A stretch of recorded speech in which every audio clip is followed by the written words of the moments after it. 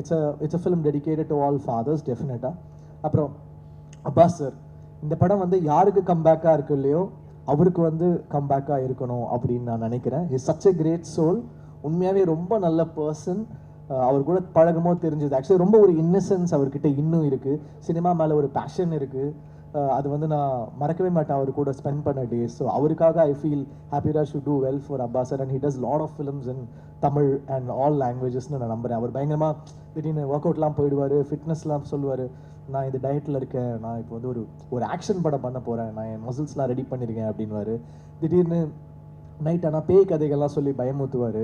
உண்மையாகவே அவர் வாழ்க்கையில் நடந்த மாதிரி சொல்லுவார். நாங்களும் வந்து அங்கே இதில் கும்பகோணமாக இது பொள்ளாச்சியில் தங்கிட்டு இருந்தோம். உண்மையாகவே நைட்டு தூங்க முடியாது, அந்த மாதிரி ரொம்ப ரியலாக சொல்லுவார். அவர் எங்களை பயமுத்த சொன்னாரா இல்லை வந்து அவரோட ரியல் ஸ்டோரியான்னு தெரியல. ஆனால் நீங்கள் என்றைக்காவது ஒரு நாள் அவருடைய கதைகளை கேளுங்க. So I hope it's a great comeback for Abbas sir. அப்புறம் Gowri, she is done a very very nice job. நல்ல ஆக்டர், வெரி ஃப்ளாலெஸ்ஸாக ஒரு natural, she is a natural. So ரொம்ப நல்லா இருந்துச்சு உங்கள் கூட ஒர்க் பண்ணது. உங்களுக்கு ஒரு செம ஸ்க்ரீன் ப்ரெசன்ஸ் இருக்குது.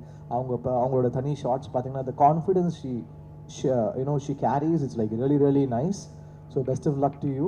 And எல்லா அவார்ட் ஃபங்க்ஷன்லேயும் வந்துடுவாங்க. நான் ஏதாவது ஃபிலிம் ஃபேர் வாங்கினேன்னா அவங்க ஒரு ஃபிலிம் ஃபேரோட வாங்க, ஹே என்ன கௌரி என்னங்க அப்படின்னா, அப்புறம் விகடன் அவார்டு வாங்கினா அங்கேயும் இருப்பாங்க, என்ன சார் நானும் வாங்கிட்டேன் அப்படின்னு. நேஷனல் அவார்டு ஒண்டி தான் மிஸ்ஸு, அதுவும் சீக்கிரம் வாங்கிடுவாங்க. எந்த அவார்டு போங்க கௌரி தான். அப்புறம் அங்கே நாங்கள் ட்வின் பண்ணி ஃபோட்டோலாம் எடுத்தோம், பியாண்ட் பிக்சர்ஸில் எடுத்து ஷேர் பண்ணாங்க. So she's gonna make it really big. அப்புறம் பிரார்த்தனா தானே, ஓகே.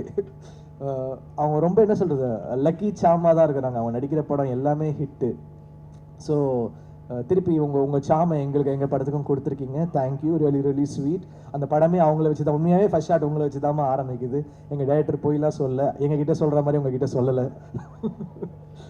இப்போ முடிஞ்சிடும் சார், இப்போ முடிஞ்சிடும் சொல்லுவான், கடைசி வரைக்கும் அனுப்ப மாட்டான். ஷார்ட் முடிச்சுட்டு டப்பிங்கும் இப்போ முடிப்பேன்னுவான். சூப்பராக இருக்குது சார், ஆனால் நீங்கள் இது பண்ணுங்கள் சார், எனக்கு ஒன்று தான் சொல்கிறான்னு பார்த்தா அதிர்ச்சியிலேருந்து எல்லாருக்குமே அப்படி தான் பண்ணியிருக்கான். பரவாயில்ல, தேங்க்ஸ் டா மரியா.